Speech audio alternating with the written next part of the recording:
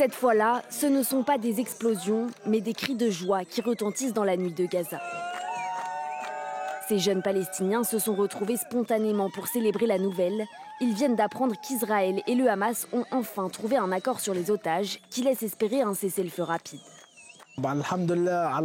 Merci à Dieu pour le cessez-le-feu, la fin des effusions de sang et des massacres.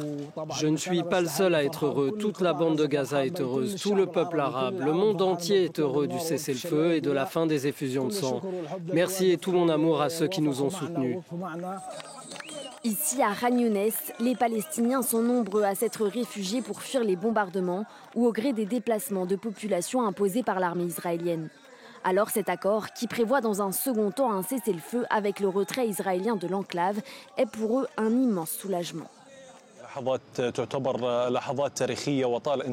Ce sont des moments historiques, attendus depuis longtemps par les citoyens, après 2 années de massacres et de génocides perpétrés avec arrogance contre le peuple palestinien.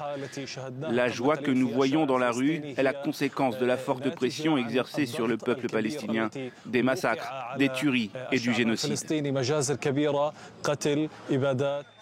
La fête improvisée est interrompue par le passage d'une ambulance. Malgré l'espoir, des frappes ont encore eu lieu sur l'enclave, notamment sur la ville de Gaza, après l'annonce de l'accord.